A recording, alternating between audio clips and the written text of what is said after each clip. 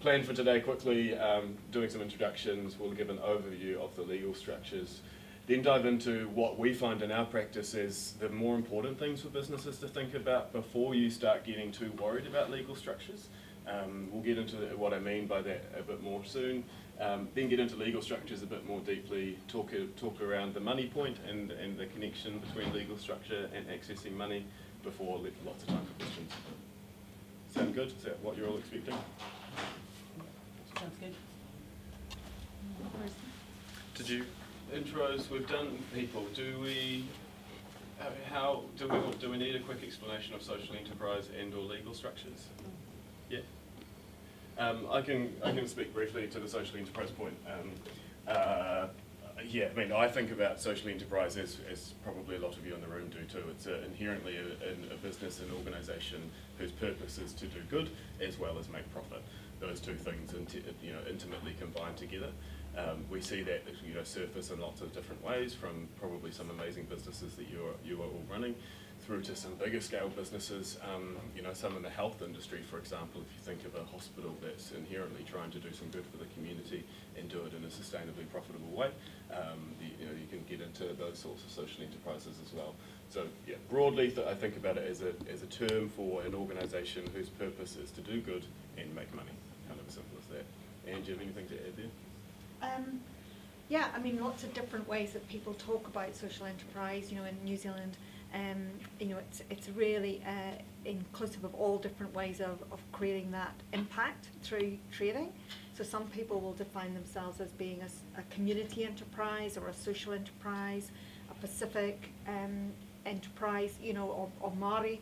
It's a really inclusive term we're using here, and very much about the verb of how people do business as much as it is a defined thing, a noun. So that's how I'd add that. Yeah, and I suppose, building on what Jackson and Anne have said, with social enterprise, there is, a number of different ways that can be structured, as a business model, for that to work on an operational level, buy one, give one, or, having some form of sustainable supply chain. There are lots of different aspects to social enterprise that can be sort of factored in, and then, there are a myriad or, a huge number of different legal forms in which that can take. So I think we can just press on. So, Are we going to get a slide after this? Or? Yeah, I'm sure we can share. Yeah, thank you. So, before we sort of jump into what the key legal structures that are often used by social enterprise in New Zealand are, being a company or a charitable trust, I thought it's worth touching on, why do we have a legal structure in the first place? And generally speaking, people create a separate entity to do their business once the costs and the risk of doing their business outweighs the cost of having that separate entity.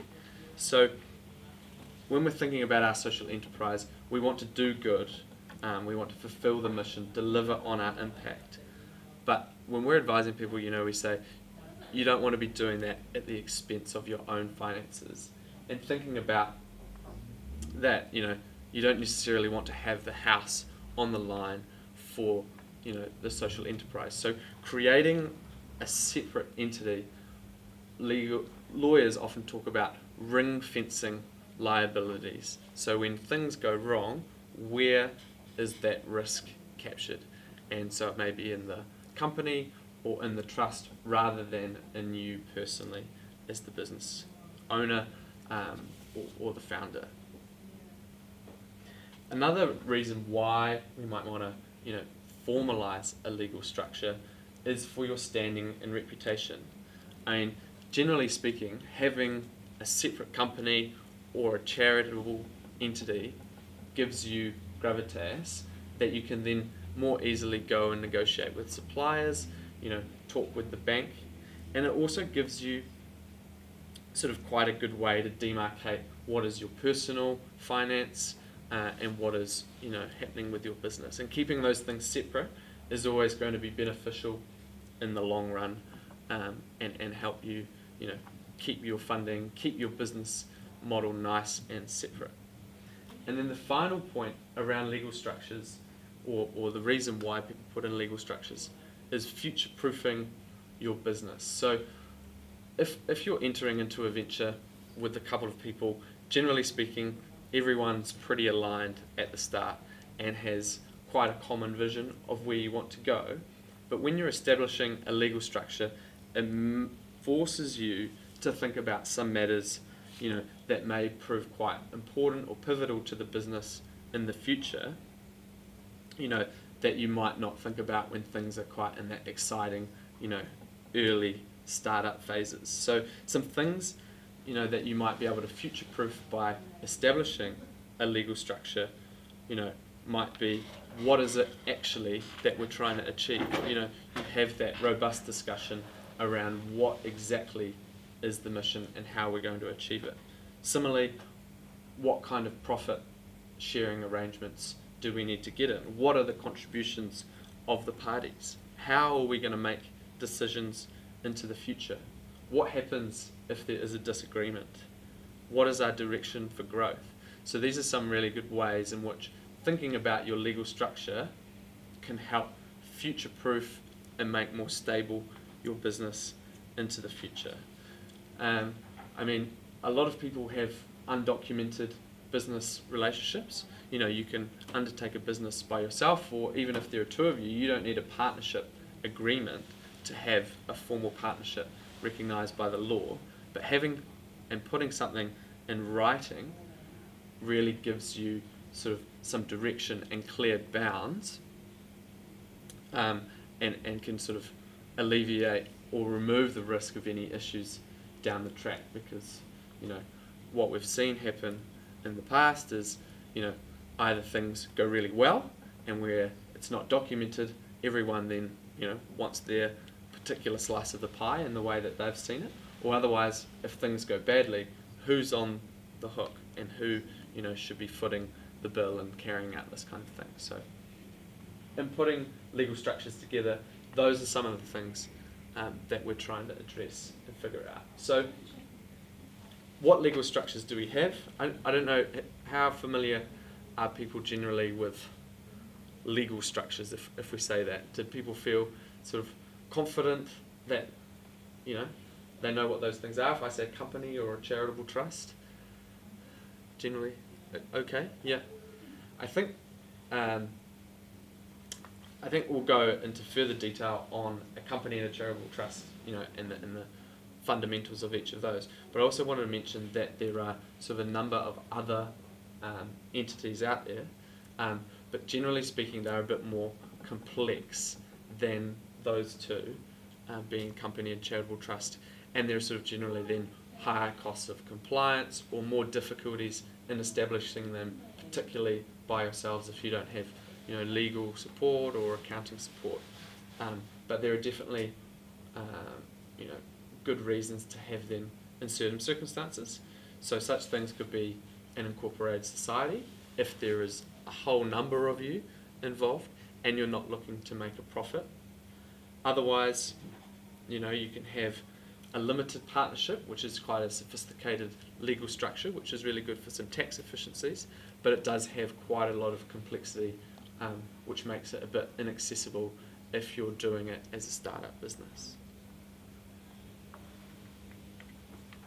And just something I'll chime in with quickly is around, I guess, and something you all have probably thought about at times, is the imperfection maybe of the structures that we've talked about, the company, the charitable trust, etc., how challenging they can sometimes be to make work for these business models that some of you are working on, which do inherently combine impact, which often sits within a charity, with profit and business activities, which often sits in a company.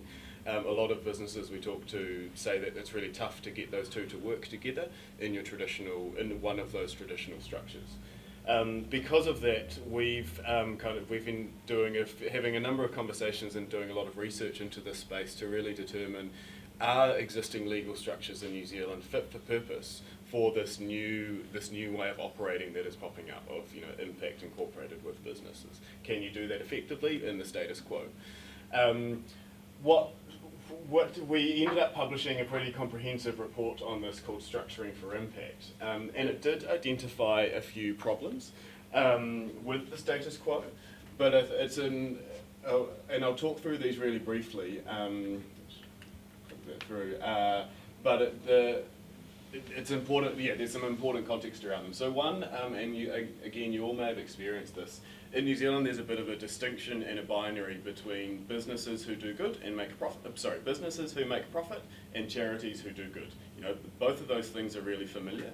If you think about Eat My Lunch, for example, which sits in the middle, they got a lot of criticism and a lot of challenges and questions about saying, do you have the right morals? Do you have the right intentions if you're trying to make money from these lunches as well? Like, how does this work? It's got a sort of HDMI cable, so keep talking. Okay, cool. How does this work? It led to confusion and mistrust. These businesses were held to a higher bar than normal businesses. What often organisations do to work around that, and where lawyers are often engaged, is get a mission lock or put something in the governing documents of a company that says, this is our mission, we're ensuring through these legal mechanisms that we stick to it to demonstrate their integrity. What that does, though, is it complicates the legal structure, and that can be a barrier to investors and things like that who just want to give you the money so you can do the good, but they're like, why have you got these weird, complex protections and stuff in place? This is just unusual and foreign to us. So it's a bit weird. And ultimately, that makes it harder to access capital, which restricts the innovation and the growth of these businesses who are doing good. And they're businesses we really want to enable. But the key context here is that a lot of these challenges that I've talked through are caused by perception as opposed to legislation. So the law doesn't say a company cannot have impact, a company cannot have a mission. The law is silent on it. And the company is a really flexible entity that you can have a mission, you can put in your constitution, this is how we want to do good and all the things around that. So it's important that the problem here is that the knowledge of that is relatively low. Not many people know how to protect your mission in a company, for example. So that's what we found out, and consequently are doing a bit of work with government at the moment around educating people about that perception, about the ways you can work with a company. For example, educating companies on how to achieve a mission lock. How can you put in your constitution, this is our mission, this is what we're working towards, to align both the impact and the profit part of the business. How can we help companies understand how they can report on their impact? So as well as saying this is what we care about, here's the evidence of what we do each year to demonstrate the amount of impact that we're having. And then once we've done that, we're going to do some work to reassess if this problem of ultimately innovation and growth being limited because of a lack of access to capital, if that still exists, and it may not. So this is just a quick slide to say there is lots of conversations about a new legal structure. There's a lot of merit to that because it's not perfect currently by any means. But I think part of the challenge is perception. So we're doing some work to educate to change that perception, and that will hopefully solve all the problems, maybe. So that's an update there.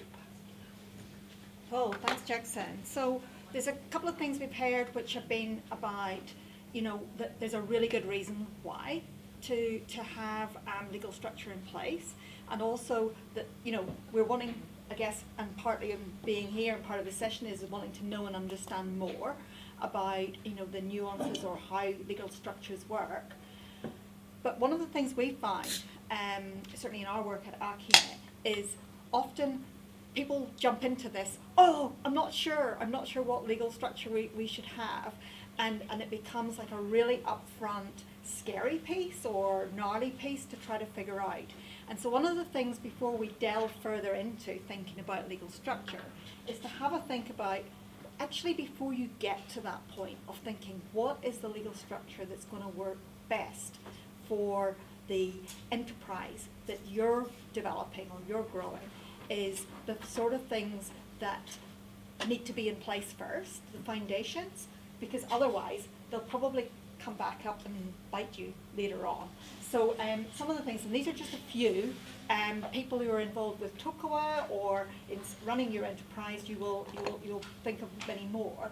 But just those really foundation things of knowing your marketplace, of understanding where it is that your business fits in, and your purpose is to create positive social, environmental, cultural impact, is, you know, where, what it is that you're about,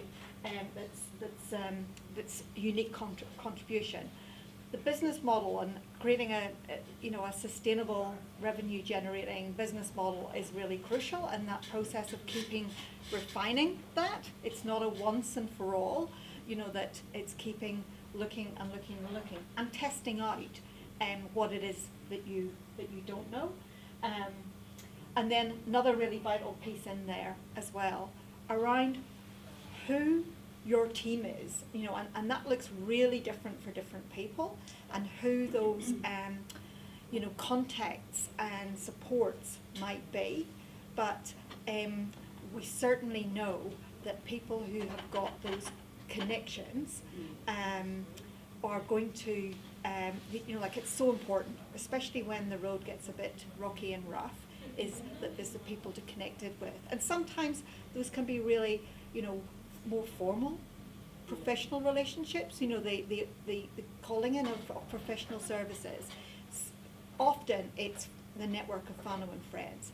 Often it's other people who are setting up enterprises themselves that are supporting one another. So just that really understanding your business model and the impact that you're trying to create is the really foundation stuff before addressing that stuff before rocking up to Russel McVeagh or any other organisation to support you in that setting up of your legal structure. And I think building on what Anne said, I think in our experience often we've seen some really awesome ideas and really enthusiastic people come to us. But part of the difficulty that they have is, as Anne said, they're stuck at the hurdle of what is the legal structure, and they're saying, because we're going to do this, and this. But really, if you pare it back and just pump the brakes for a minute and decide, okay, what is it that we're achieving? What is our, purpose, our mission? Why are we doing that? Which can help really clarify what that mission and purpose is. And then asking, okay, how is it that we've mapped out, as Anne said, in our business plan, we're going to achieve that mission? And once you have clarity on those aspects, I think it then becomes a lot clearer on, how is it best to structure the company, or, how do we apply for charitable registration? So I think it's almost just taking a breath when you do have all that momentum and enthusiasm at the beginning and startup phase, just to, as Anne said, figure out what you don't know and what you need to test. And that pause and take a breath is an opportunity now to ask, sort of pull out some of the questions that people might be coming to this with. The more we know what you want to know will help us, hopefully you will go away with. I would like to know the accountability, because I think each of those structures part of it comes up from some sort of government legislation. And so what sort of transparency, accountability need to be, like reporting, auditing, whatever. So if you could just run through them at some point. Yeah, okay, yeah, that's good. That's really helpful.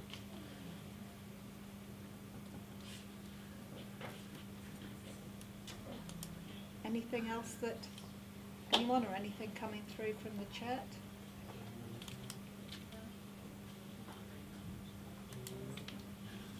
Hideme, you're just starting up your businesses? Yeah, I just registered my company last week, and I decided to go down a company route rather than a charitable trust, because I want to make money, and so this is a business for me. And so I'm just working out now around how I've got businesses on board in verbal, but then how to translate that into actually this is a service and this is what is worth charging, and like how to do that. I'm not working that out. Yep. Okay, that's really helpful. Okay, move on. We'll move on. we go. So, into our brief interlude into our common legal structures in New Zealand. So, please feel free to ask a question, interrupt if I say anything that's too jargony or doesn't make sense, or otherwise if I'm labouring and going too slowly through this. But at a really basic level, we'll start with the company. So you have your shareholders, who are the owners of the business, and effectively they hold the shares in the business. So holding the shares entitles you to then receive a distribution of the profits which that company makes. The shareholders are also the ones who have or impart liability on the company, in the sense that whatever you contribute as a shareholder to the company, there is a risk that that'll be used or that'll be lost. And that's the risk and return you get for the ability to share in the profits of the company. And so underneath the shareholders, you have the company directors, who are the decision makers for the company. And so they all owe, under the Companies Act, which regulates companies in New Zealand, certain duties to the company, which is effectively to act in good faith and ensure that you're not trading recklessly, they call it. So making decisions, business decisions, when there may not be money in the bank and things like that. And so a company, generally speaking, is governed by two key documents, or in fact you might not have either of these documents. But the first one is a company constitution, which is an optional document. So what that'll do is contain a whole lot of predetermined sort of mechanical matters about the company and ensure that it relates or works in with the Companies Act. So the matters that a constitution might contain might be, how meetings of directors take place, how shareholder meetings take place, what exactly are the shares. And as Jackson said, there are now new ways as well that companies are introducing, social enterprises are introducing sort of limitations on, not limitations, but a lock on the purpose that they're trying to achieve in their constitution, to try and specify, exactly what they're trying to achieve. And so the constitution is a publicly available document that's uploaded to the Companies Office. And then the second common agreement that a company will have will be a shareholders agreement, and that'll be between the various owners of the business. And this is a private document, and this will contain all the more bespoke kind of matters that are particular to your business. So things that this could include will be, what is exactly the business and how it is going to operate. What is the decision making and appointment rights that each shareholder will have for the directors?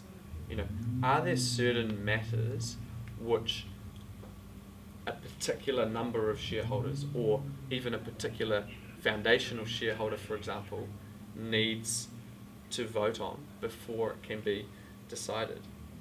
You also have, generally speaking, in a shareholders agreement, processes what happens when there's a disagreement, as well as sort of restrictions on how and when and to whom you can sell your shares, or you can transfer your shares to.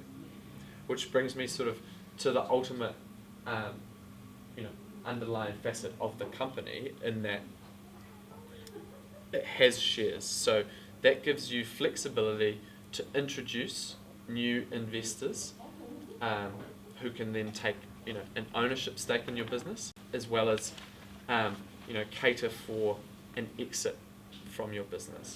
And as Jackson said, this is generally perceived in New Zealand as, a profit-making entity. But that's not to say that you can't be delivering really good, important impacts through a company as well. Are there any questions immediately about a company, any of the basics I've just said there, or they largely make sense. Cool. And then, so a charitable trust is a slightly different structure, which is established under what's called a trust deed. And what that trust deed will do will establish trustees who will then hold the trust's property for a certain purpose. And where it's a charitable trust, that purpose must be charitable. The trustees are then accountable to Charity Services, which is a which is a branch of the Department of Internal Affairs, for applying the trust's assets, so the money, undertaking the activities, etc., in pursuit of that charitable purpose, which is set out in the agreement, in the trust deed. And so, just like a company, a charitable trust can undertake business activities and can generate revenue, but generally it also receives money from grants, from donations, as well as loans, and we're going to cover each of those briefly in a little bit. So, I also think it's worth briefly touching on, what is charitable status and how we can apply and achieve this. So, to become a registered charity, and you can do that either through being a charitable trust, or there is in fact a way in which a company can be registered as a charity, but in effect what you have to do is restrict it in a really similar way to a purpose and exclusively provide or pursue that purpose. But ultimately, to be registered, you make an application to Charity Services New Zealand and set out what exactly is your purpose that you're trying to achieve. And unfortunately, not all good purposes are considered charitable purposes. And charities law has developed over a really long time, and if what you've got is effectively 4 heads of recognised charity, being the relief of poverty, the advancement of education, advancement of religion, and then a sort of a general catch-all, which is matters which are beneficial to the community. And so that final head of charity is actually quite a bit more nuanced and difficult to fall under. But effectively what you do is have your purposes which fulfill, very accurately one of those purposes, and then your charitable entity will then exclusively undertake activities which relate to that charitable purpose. And I think that's where some social enterprises come unstuck in the charitable registration, because of the restriction that all your activities need to fulfill that charitable purpose. And so even if those other activities that your business is undertaking, if they don't fall within the amber of that charitable purpose, then you may not be successful in your charitable registration. But once you are successful, there is the benefit of a charitable entity being exempt from certain tax requirements. So that's a big draw card for a number of entities. And it also potentially makes you more, what's the word we should say here, Jackson?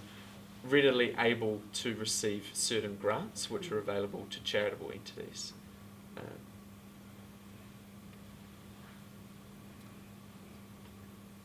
Did we want to cover off how we, I don't think we need to cover off exactly how we turn a company into a registered charity. I think the principle is your charity is exclusively for pursuing those charitable purposes, and there can be no private gain, from a shareholder, from a trustee. That's the important and underlying message. And the key thing I say around charity is that I look at, my brain's really simple, so I have to use simple analogies. I look at charity as kind of a cloak. It's a shell, it's a kind of an outer thing that wraps around any existing legal structure. So a company or a trust, for example, each of them can become a charitable company or a charitable trust by wrapping this cloak around it. But what the cloak does, as Frankie has said, is makes the type of activities that organisation could or would have otherwise done much more restricted. So there's pros and cons as to why you might choose to wrap that cloak around a company or a trust. Both are possible, but that ultimately it has a similar effect of restricting the activities of that entity to focus on the purpose of that charitable cloak. Maybe a dumb question. No. So can a charitable trust runs a company for profit? So there is sort of some quite bespoke ways in which you can have a sort of a dual company and a trust operating. So one model is what I've got up there. So where you've got the charitable trust owns 100% of the company. So that means that the company can go out and pursue all their profit-making activities, but what they will do is then feed all the profits back into the charitable trust. So there is still no private gain from that business. So people undertake that where generally they're a bit more established and a bit larger, and so want to retain a sort of demarcation or distinction between the trustees who sort of deal with the charitable trust and then the business itself, which goes out and fulfills that purpose. There is then a sort of a slightly different structure which is parallel in the sense that the company then doesn't have to distribute all their profits back into the charitable trust. But this is a really quite a difficult model, and one that we try, generally speaking, at our law firm to avoid, because what that requires then is the business to really understand what each of the profit-making entity and the charitable entity can undertake and do. Because there is a risk if your charitable entity provides some kind of benefit to the company, and so for example if you have a company car or something which is owned by the charity and then that's used by the for-profit business, there is a benefit being provided to that for-profit entity which can jeopardize your charitable status. So generally speaking, that kind of structure is much more complex and requires a really clear distinction. So if you're looking for an ability to generate and distribute profits, we generally say stick to the company structure, or else it becomes very sort of complicated how in fact that can work under the cloak, as Jackson was saying. So as part of that cloak as well, you've got ongoing compliance and reporting obligations, which are a bit more cumbersome than what you would have as an ordinary company, and so you need to provide sort of more detailed financial reports to charity services on an annual basis.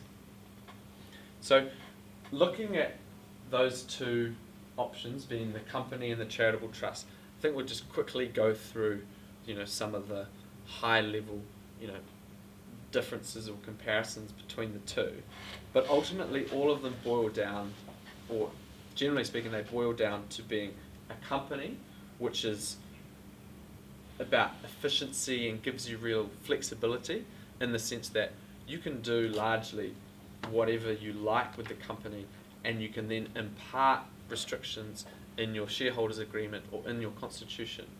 Whereas the charitable trust, you're much more locked in to fulfilling the charitable purpose that you need to provide. But what that also gives you in a pro is that accountability. So the trustees are accountable to fulfilling that charitable purpose. So stepping back, ownership of the company, you've got your shareholders. So as I said, general freedom to operate however they want and to manage their relationship as they see fit. Whereas the trustees, who are appointed under the trust deed of a charitable trust, are bound by the quite prescriptive charitable purposes that they must fulfill, and are accountable to charity services who can audit the charity to ensure that they're undertaking all the activities in accordance with that purpose. Decision making, you've got the directors in the company and then the trustees in the charitable trust. And so in either structure you can appoint independent persons. You know, it doesn't have to be you as the founder as the only director in the company or the only trustee on the board. And when we're speaking about decision making, it's worth calling out, as I mentioned earlier, you know, directors have certain duties to the company, you know, to act in good faith, to ensure that they are acting in the best interests of the company. But similarly, trustees are also very accountable to the charitable purpose. And again, part of that audit that charity services can undertake ensures that they need to keep complying with that trustee. Thinking about our purpose and impact as a social enterprise, how is it that we want to embed our mission? And when we're looking at the Charitable Trust, that's really clear, right? Our mission is locked in and our activities are restricted to that. Whereas in a company, Jackson noted before, there are ways in which we can introduce sort of restrictions, a mission statement, if you like, and then a commitment to fulfill that mission in our company constitution or in our shareholders agreement, but it doesn't have that same sort of definite accountability that the charitable trust has. If we're thinking about benefits flowing, i.e., you know, do we want as a shareholder or as a business owner to receive money outside of the salary or the wage that we're paid? So the charitable trust can pay you a wage or a salary, no problem. But if there's going to be retained profits after all your business expenses, do we want to pull them out, or do we want to keep reinvesting them into the fulfillment of our purpose? Because if we want to pull them out, then the company is how you do that, with a dividend or a distribution. But if we want to keep reinvesting, then I mean, you need to do that in the charitable trust. Thinking about contracting, and that's quite an important part of your business, which is sort of where you're getting to. As a company, you have complete freedom to operate and enter into contracts as you see fit. Whereas in a charitable trust, you need to ensure that all your contracts are at market rates. So you can't, you know, have an employment agreement, for example, where a certain person in your business is paid far above what they would ordinarily get at the market, which is kind of undermine and give you an ability to make a de facto distribution. Funding sources, and this is a really important one in deciding what structure we go for. So, you know, do we need to be incorporated before we can receive some kind of funding? You know, do we need an ability to bring in additional investors down the line? Or if we're a charity, you know, or do we need to be a charity to be eligible for certain grants that are critical to our business? And generally speaking, I think Jackson would agree that unless there is a particular grant which you need to run your business, you know, having a more sustainable model of revenue generating outside of grants is a sort of more successful way to operate your social enterprise. So flexibility is a big one. Obviously the charitable trust, less flexible. And with a company, you've got the ability, you know, to secure future funding, future investment, to exit, to merge with another company, to sell your shares off with someone else. And then tax is also a big important one. And I'm not a tax lawyer or an accountant, but it's worth bearing in mind that if you do become registered, right, you are eligible for that tax exemption. And then you've got your standard company tax rate of 28%, which may or may not be less than what your personal tax rate would be as well. And then I think we've briefly talked about the dual structure there. Did anyone have any questions? Did I cover the reporting aspects? Can you talk a bit more about the auditing? Like, what is kind of the requirement for that? Sure. So for a company, provided you are, and I forget the monetary threshold, I think it is, but it's large. It's over for a New Zealand company. I think in excess of $1 million of revenue generated. You need to have audited financial accounts, which are submitted to the company's office and which are available online. So why we do that is if I'm a supplier and I want to go into business with, someone, I'd like to see that they're in good financial standing. But again, that's really aimed at higher level, much larger companies. So you've just got to run, your annual accounts, as you would ordinarily with a company. And then you've got some sort of filing obligations in terms of submit a report, which is very easy. It's called an annual return to the company's office. The Charitable Trust is much more involved in terms of what their accountability and auditing requirements are. So you've got your financial statements, which need to be filed on an annual basis with Charity Services, and Charity Services have a mandate to investigate or check that you're fulfilling your charitable purposes, and you need to keep them up to date with any sort of changes to your trust structure, any changes to your purposes, and things like that. Can I just ask, once you've satisfied all the requirements and you set up your charitable trust and it's all signed off and good, are there any limitations on accepting funds? For us, we set up as a charitable trust and we get funding from a couple of organisations, but what about donations? Is there any limitation there that would stop us from accepting any funds? Generally speaking, no.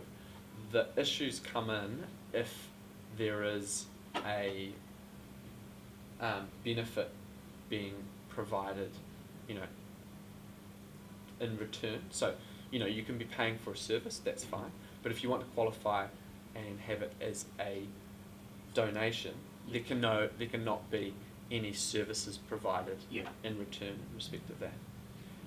And my one other question is, some charities, when you make the donation, it's tax deductible.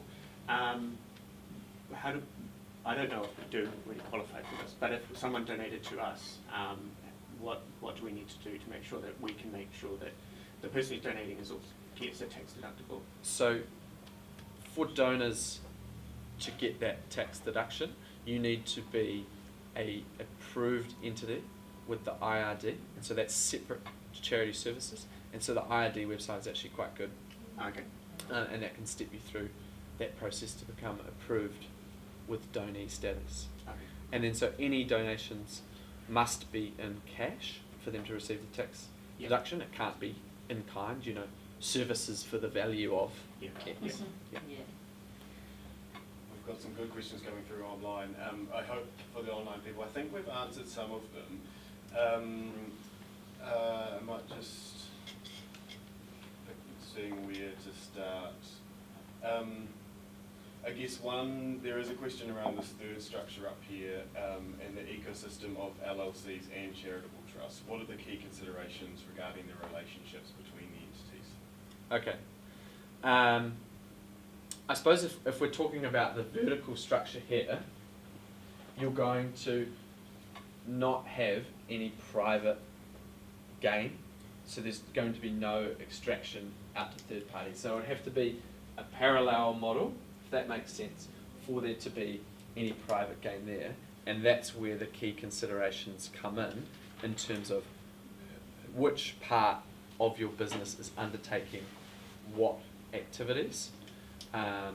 So the key considerations there, I suppose, is, okay, what are our charitable purposes, and be really clear on what those are, and what are the activities that fall into that, and then ensuring that you're committing to and respecting the distinction between the two entities, and ensuring that, you know, there is no form of benefit being provided from the charitable trust into the for-profit entity. I think that's the real key considerations there. A question here from Sione. I'm interested in your thoughts here, Frankie. The question is, what are the different legal rights between the entity and the people in the entity/company, i.e. owners versus staff? Okay. Are there differences? So,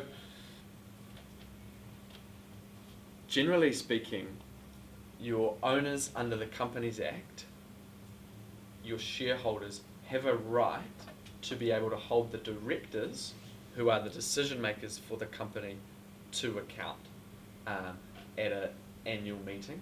But generally speaking, you know, the directors are at a duty to act in the best interests of the company, so they need to ensure that they are held to account more generally.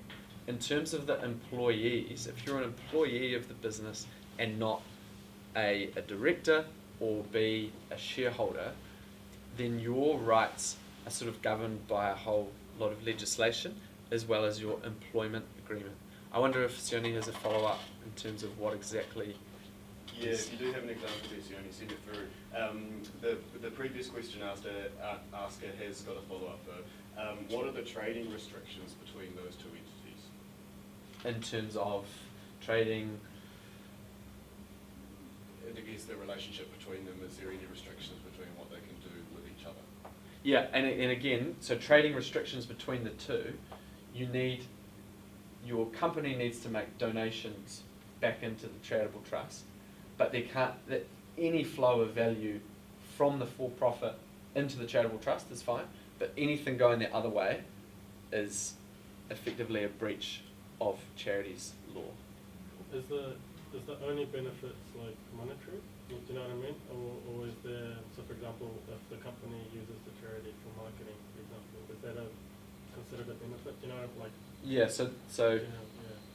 I think when you're talking about marketing for that, you need to be really precise about what you're saying. So you don't want to be misleading and saying, you know, we are supporting totally a charitable purpose, because if you're not doing that, you know, then you may be liable So for misleading example, someone. 100% of our profits go to the charity, which we're also involved in. Is that? Well, so if that's true, right, then Yeah. that's more than okay.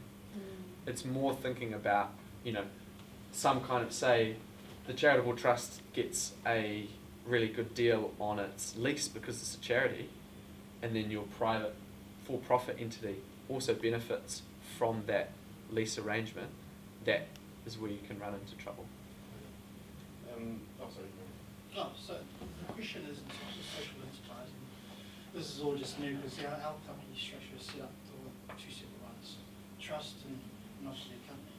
With social enterprise, especially when they're going to be commercial plus a non-profit, is it all based on accounting in terms of how they function and the purpose of it? Because you can't differentiate between what's in the social enterprise, what you make in profit, and what you do in terms of not-for-profit. Because these two here on the left, it's quite clear. I understand that, but it's just when you get into social enterprise, you've got to try and make revenue. Yep. But at the same time, you can't cross over to into the non-profit, because you've got a bit of a mixture between commercial purpose versus the non-profit purpose, but it's all under that one umbrella. So this is where I get confused in terms of, okay, if we're in that model of social enterprise, what's the responsibility? You know, because you can clearly say, well, company, this is directors, here, non-for-profit, you get board of trustees. When you get starting to get into that type of model, the social enterprise, and you're trying to make money, but you get taxed for it, you know, it's all that sort of stuff.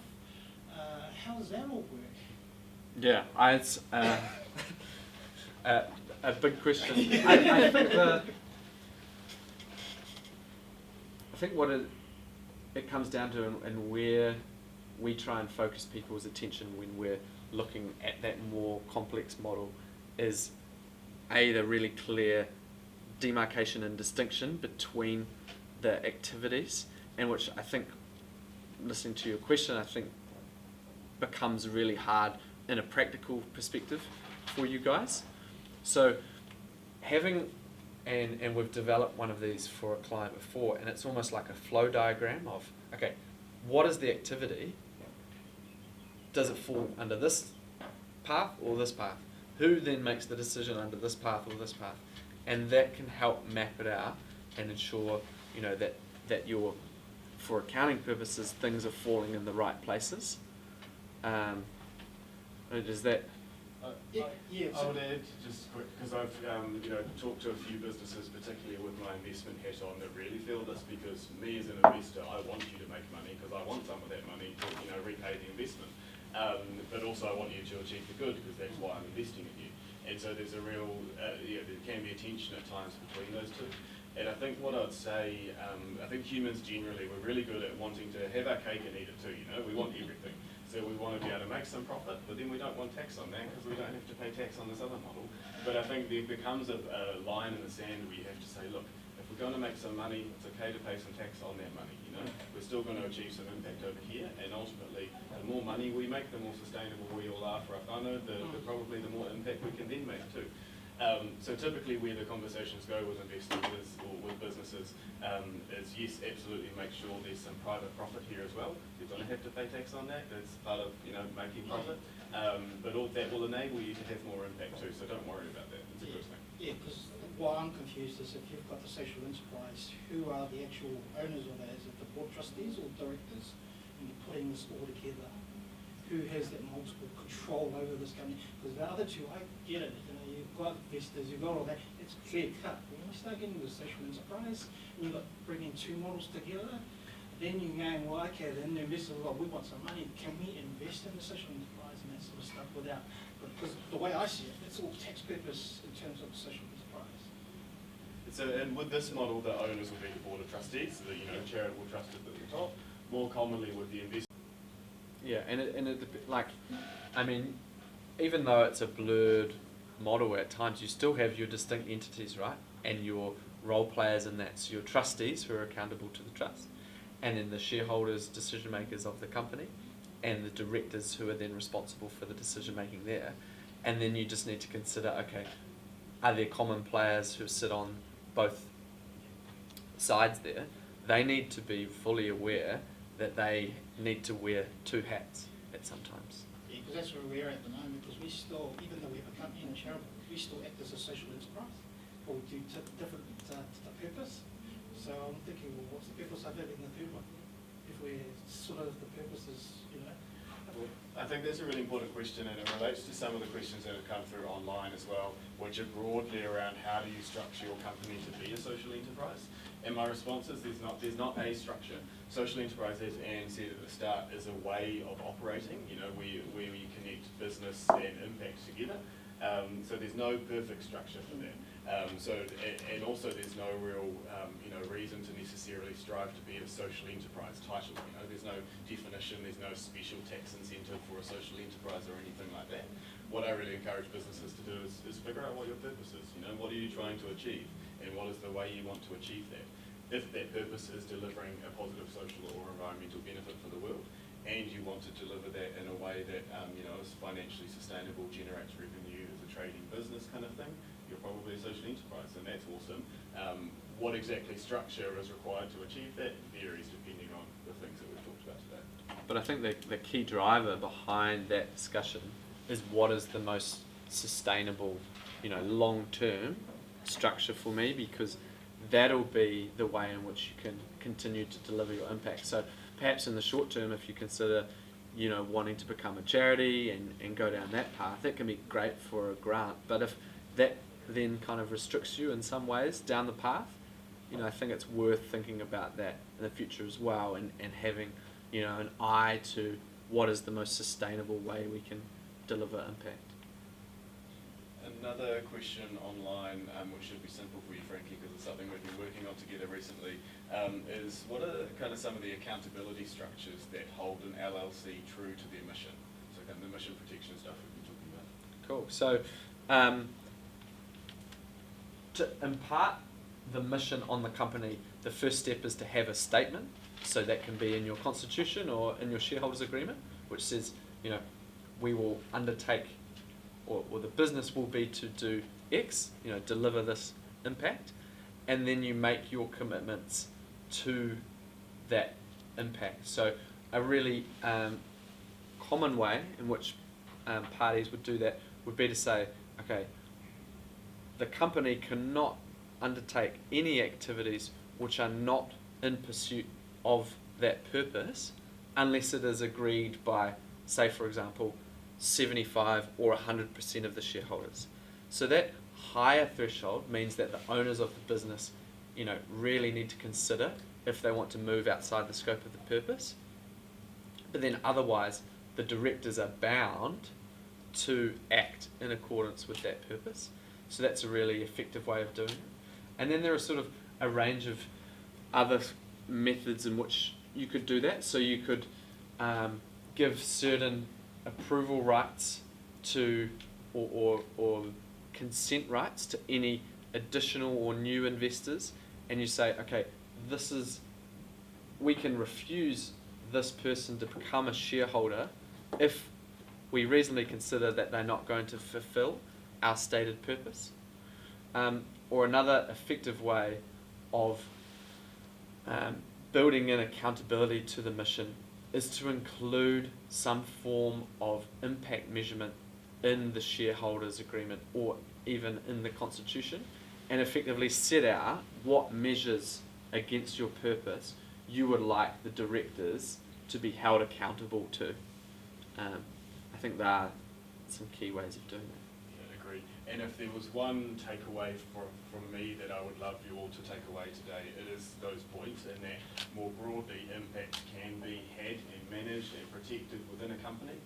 Right now, that the knowledge that that's a thing is still pretty low in New Zealand, and that's some of the main work I'm doing in the next wee while is starting to try and change that.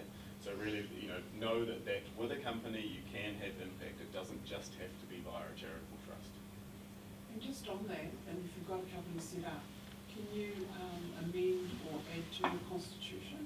Yeah, for sure. So in your constitution it will set out what is the threshold for amending the constitution, and generally speaking it'll be 50% of the shareholders must agree that the constitution can be changed. So that's the standard in the Companies Office, in the Companies Act, but you may have modified that threshold in your constitution, but yeah, definitely can amend it. And the last question from online, I'll come away from behind the camera so you can see me this time, is around BCorp registration. I can start, and I don't know if you have anything to add, but BCorp, so for those of you that aren't familiar, it's a certification, if you like, run by a benefit lab, or B Lab, started in the US, based in Australia, and do have a presence here in New Zealand. It's a really impressive framework that kind of analyses all of the operations of a business, both internally in how you're paying your staff, all that sort of thing, and externally around the positive impact that you're having, and ultimately comes up with a score to reflect the level of impact or the level of sustainability that your business has. There's a whole lot of benefits to it, particularly in the international market. It's becoming, in certain industries, from fashion and other industries, it's becoming a really good marketing tool for these businesses to have, to say, I have the B Corp certification, and this demonstrates that I'm therefore an impactful business. The process to go through for registration, you absolutely can be, it's most commonly a company, and you just go to the Benefit Corporation's website and complete the process. It is quite an extensive survey, it's really thorough and robust, and that's one of the reasons it's really highly regarded. So if anyone's interested in it, I would definitely recommend checking it out. And there's a growing number of B Corp certified businesses in New Zealand, and a really strong support network there to help you through that process too, so definitely worth having a look. Cool. Okay. So, capital, money, pretty key to running your business. So what do we mean when we talk about capital? And this is some sort of business lingo that some smart person a long time ago has tried to create to, make things less accessible for everyone else. But what we mean when we talk about capital is A, the cash, and B, your assets, which your organisation or business uses to run the business. And generally speaking, when we're talking about capital here, we're not talking about the operating capital, so that's, you know, your income and things, your revenue, as well as, you know, the other things that go out with your expenses, but more, you know, what enables you to retain and reinvest in your business and to continue to provide the services, as well as, you know, enable you to grow and invest. So some common options for getting funding, first and foremost, and I think perhaps if we do it, I'll just cover off some brief legals, and you're probably much better placed, Jackson, to speak about the practicalities of these. But what is debt funding? Effectively, you're creating an obligation to repay money, and that can be with or without interest. So, you know, some ways that you can have it without interest can be from private persons, you know, friends or whānau, another club, for example, or something like that. Or you've got your more traditional lending institutions like your bank. There's also sort of a range of other different, less traditional lending institutions out there. So one example is a company called Harmony. I don't know if you've worked with them, Jackson, but they're crowdfunding loans. So what that means is, you know, you ask them for, you know, a certain amount of funding. They'll then go out to the public, who can then chuck in their money, and then that's pulled together and provided to you. So the benefit of using Harmony is that it's not secured. You don't have to give anything up as security, but then in return for that, you're generally paying a higher interest rate. So when we're talking about the terms of your borrowing, some really important things to consider are your time frames. How long is the lending for? What are the repayment thresholds during that time? You know, what is the interest rate, obviously importantly, and how does that stack up against what return that you need from that money that you're borrowing? What is the priority? So that means effectively, if someone is providing me money and things go south with our business, who gets to claim the residual money in the business first? And generally speaking, the way a bank will offer you funding will be to take first priority, so ahead of your shareholders or anyone else. And so that's something to bear in mind as well. And then another key and important thing is your security, i.e.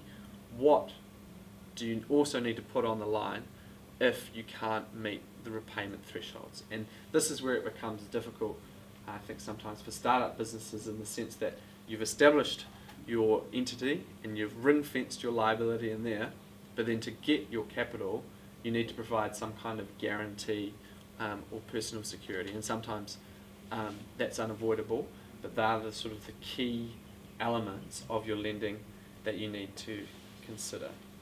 The one thing I'd add to that for today's purposes is we do often see charitable structures struggling to get loans with banks, and that's kind of to the security point that Frankie mentioned. Often a bank wants to have the first right to kind of, if it turns out you can't pay your loan, they want to have the first right to sell some assets or sell something from the business to make that money. But because with a charitable structure, ultimately all of the proceeds have to go to that charitable purpose, a bank can't do that. And so it makes banks a little bit more nervous to loan because they're a little bit lower down the pecking order. So that's something to bear in mind with a charitable structure. It's not insurmountable at all. It is really common for charities to lend from a bank, but typically they're very well established, very large company charities with generating a lot of money. So that's some things to think about with the charity structure and a loan. And maybe, I don't know, Jackson, if you've got any comment around the use and importance of selling your impact or your purpose as part of a loan negotiation? Yeah, it's really interesting and a really developing space in New Zealand, I would say. It's only been in the past couple of years where banks, for example, have for the first time given loans to customers where the interest rate is tracked to a level of impact that they're delivering, particularly in the environmental space, for example, whereby the more greenhouse gas emissions that a business reduces, for example, the lower the interest rate is as well, because they're delivering better. So it's definitely a developing space where it's starting to be, the lending and the interest that you pay is starting to be matched to the impact that you can have, but early days still. So I think it's important, and certainly with the conversations with banks, it's important to explain your impact and have them understand why your business model works the way it does, and make sure they give you that time to hear that story, because otherwise they'll just be really confused. And once they start to get that, then they can start to see the long-term sustainability and viability of this, and therefore be more willing to lend. So the next key one, and this relates to our company structure, is called equity. So this is effectively the shareholding in your company. So selling shares or ownership rights in that company. And as we talked about earlier on the basics of the company, that entitles that shareholder to partake in any dividend or any profit earned by that company. Now this, I think equity makes the most flexible kind of investment, because it can appeal to sort of a range of different persons, be it private individuals who want to get involved in the business, have a stake in that. You've also got, as Jackson touched on later, impact investment, startup accelerators, or there's all kinds of different other schemes as well, including, in more developed businesses, employees who take shares or an interest in the company as well. And the beauty and advantage of having equity, so your share in the company, is that you can issue a number of different kinds of shares.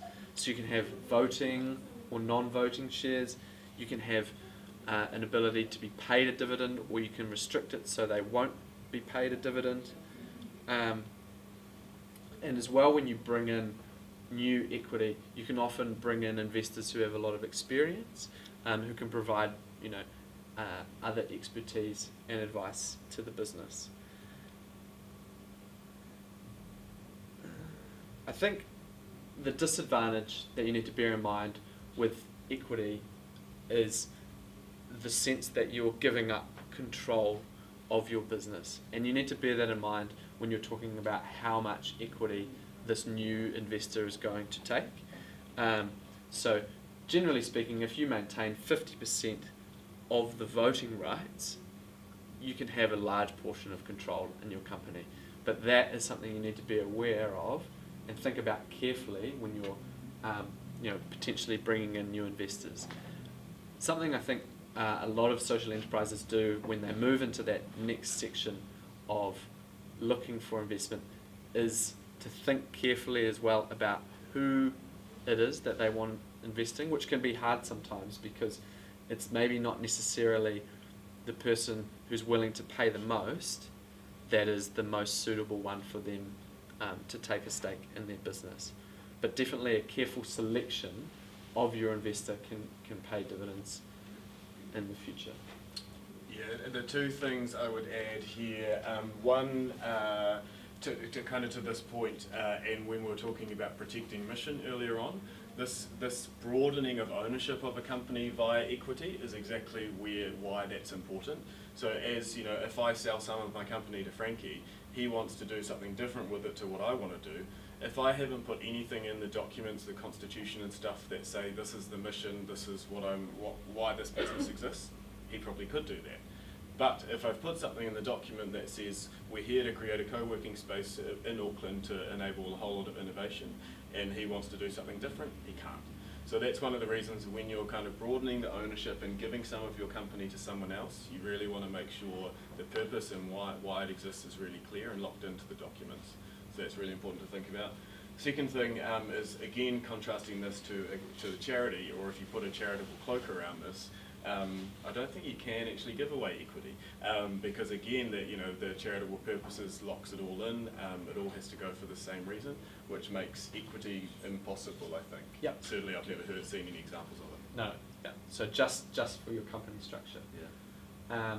And further to Jackson's point around protecting your mission, it's worthwhile thinking about okay, when we're making our mission in our constitution, how can we change that mission, which goes to your point. What percentage of the shareholders need to agree before we can change that particular purpose or direction of our business.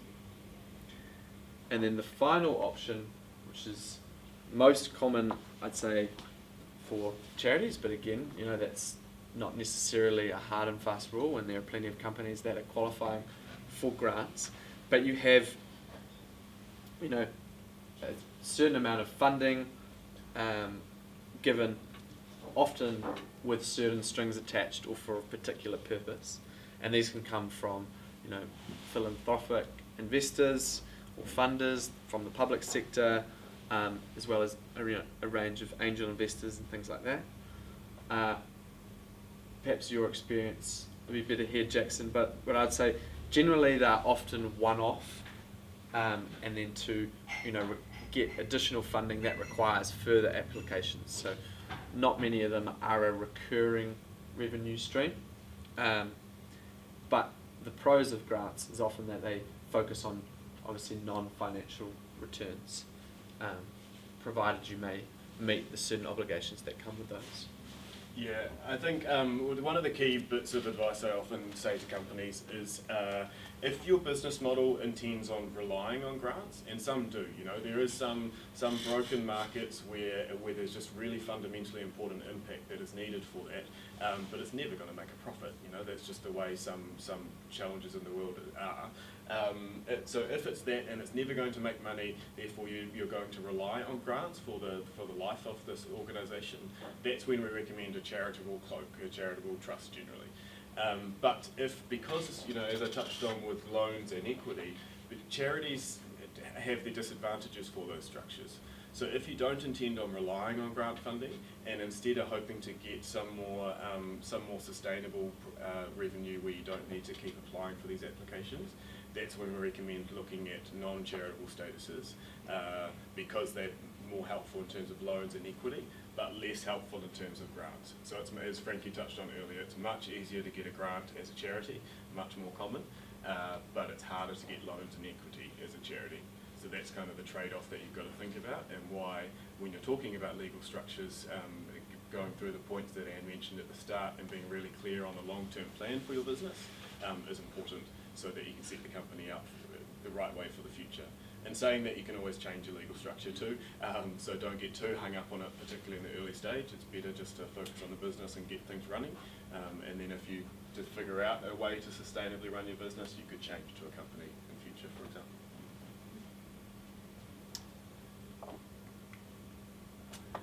This is just an example I was going to quickly talk to, and it relates to one of the questions online around how you best prepare a company for investment.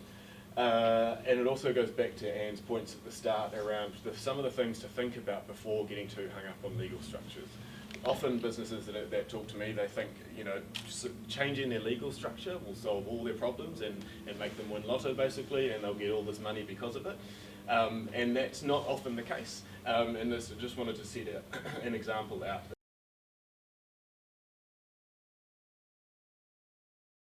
That Akina launched 3 odd years ago. It was New Zealand's first impact investment fund at the time.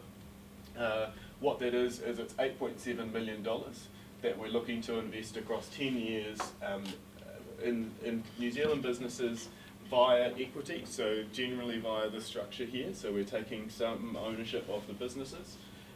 We're preferring to invest in businesses who are what we call expansion stage. What we mean by that is that they're delivering strong revenue already, in the hundreds of thousands of dollars in New Zealand, and they're looking to expand that overseas. And we'll look to give them around $1 million generally to enable and take some ownership in exchange for that to enable that expansion. We look for meaningful, measurable impact because it's an impact investment fund, and this is our financial target that we have. So we're looking for what's called 15% internal rate of return. So it's kind of a relatively high financial target that we have for the businesses in this fund. The key thing I wanted to make with this slide though is actually this one. So often, we've had 400 businesses contact us for investment with this fund. We've invested in 5 so far. And so people like to figure out why that's the case, and they'll often blame one particular thing, impact's not good enough, or it's not going to make enough money, we have the wrong legal structure, etc. But realistically, with any business, and whether you're looking for a loan, equity, grants, etc., ultimately, generally there's lots of different factors that lead to business being successful. And what we're looking for is that sweet spot in the middle where we believe that business is really going to accelerate. So some of the things we look for, certainly, and spend much more, 99% of time on this and 1% of time on legal structure, is a great team. Is the impact scalable? Is the business scalable? Are you measuring your impact? Is there a clear exit pathway or way for us to realise our investment? So it's these broader things that we're looking for to determine whether we want to invest and the likely success of the business than legal structure on its own. Does that make sense? And based on this, another key thing I'd recommend going back to when we circulate these slides is Anne's slide at the start. Think about how you can build a really strong business or organisation, and let that be the guiding light, rather than getting hung up on the legal structure and getting distracted by it. Whilst it feels nice to sort that out, it can often be a distraction, and just making sure you've got a great team, etc., is really important. So, I think that brings us back full circle to you. And so that is just a recap from the start. Is there any more questions online? No. Because maybe just time for questions probably again. Are we going to the top? Yeah, it's 1:30. Nice. Okay. Any responses? Doesn't have to be questions. Any comments on what's bubbling to the top for you? With a company applying for grants and just one-off grants, what are the main challenges in the application process for a company to apply for grants? I don't think so. The most important answer there is most grant givers, funders, will prescribe that they're either giving to a company or a charity. Not many that I'm aware of will give to either. Right. So make sure you look for that. Make sure you're applying to one that is eligible for your entity. Beyond that, though, it really comes down to what the funder is looking for. Right. So just make sure you read it really thoroughly and put in the things, say what they want to hear, and then you should have a reasonable chance. Yeah. With charitable trust, because it's totally dependent on grants or donation, is there sort of some bright ideas, I guess, to ensure sustainable funding path? I mean, that's often the struggle, isn't it? I mean, depending on what exactly your charitable trust does, there's nothing preventing it from undertaking ordinary business operations. It's just a matter of those operations fulfilling your charitable purpose. So, as well as receiving grants, there is nothing to stop a charitable trust acting effectively as a business. And an example of that would be like Salvation Army Family Store, right? Yep. All the way down to a sausage sizzle. Like, a business in some ways. Cake stores. Yeah. The tradition. Yeah, and because your sausage sizzle is not a donation, but you are paying for certain services, and that just happens to be a well-cooked sausage.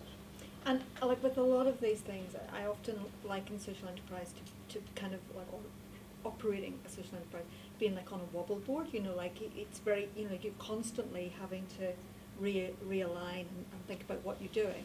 So there's a balance to be struck between kind of having a number of sources of income, and so you're sort of spreading your risk as a charitable organisation, and then the other side of that is the kind of the distraction factor.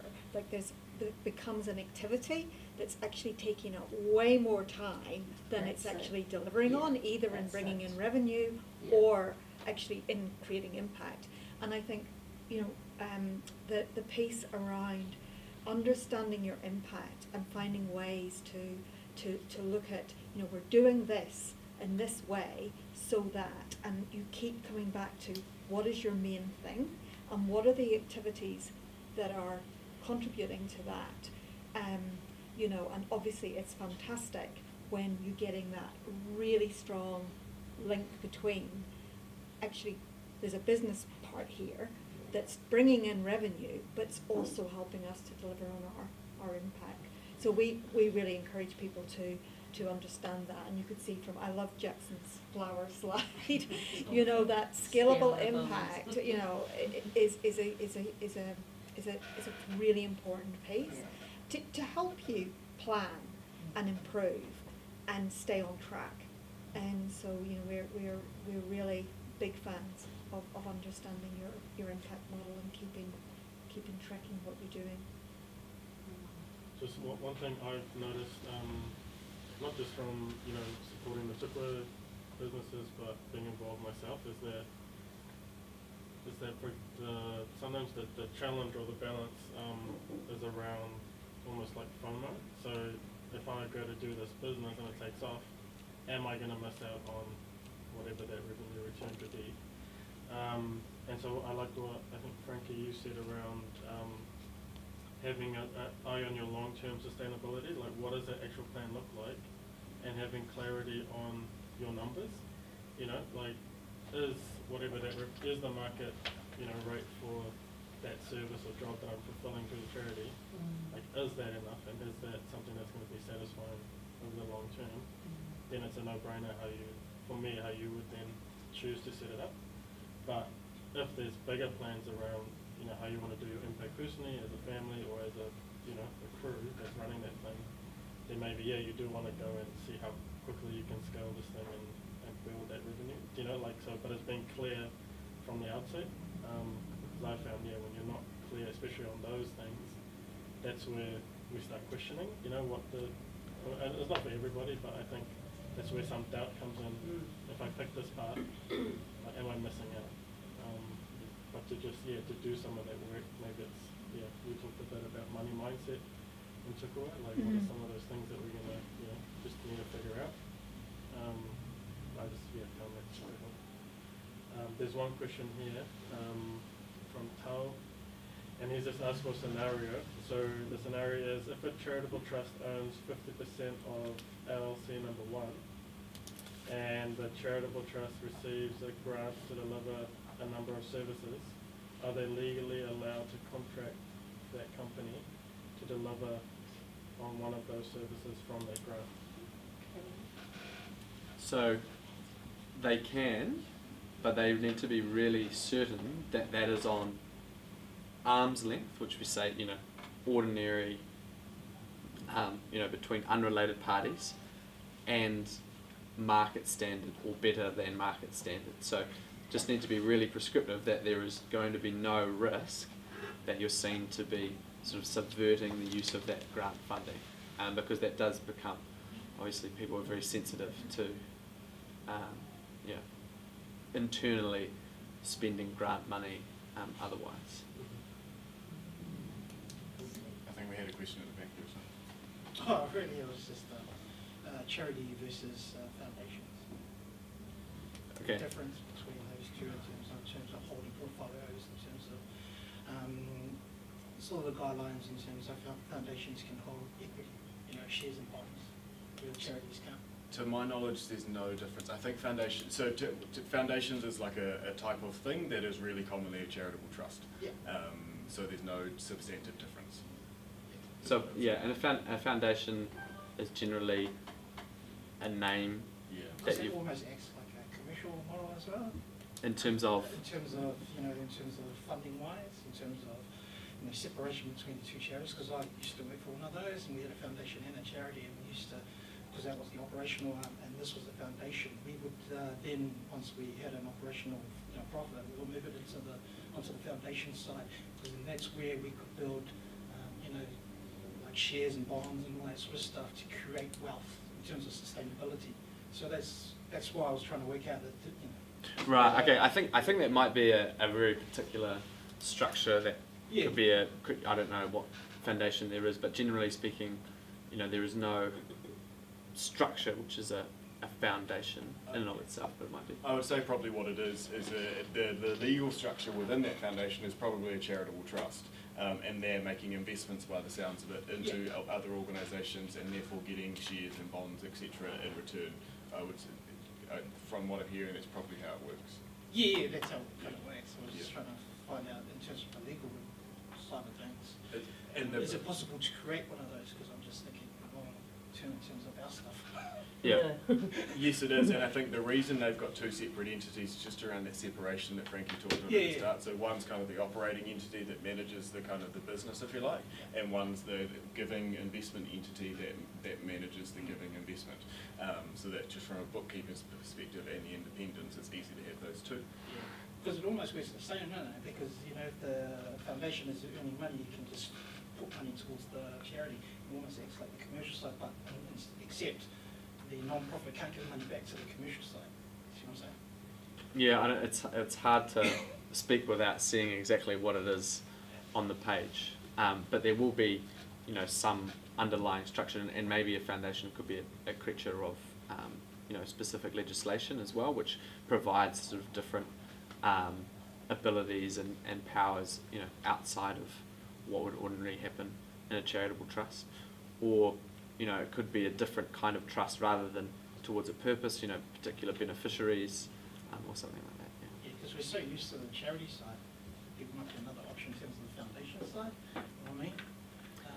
In terms of operating the foundation side, rather than because we're so focused on the traditional method of charity, and we don't look at could be benefits in the foundation side. Yeah, well, I just don't know what exactly the foundation is, because there's no, you know, generally available structure called a foundation. So it might be some kind of trust that's been set up under a particular piece of legislation or otherwise. Yeah.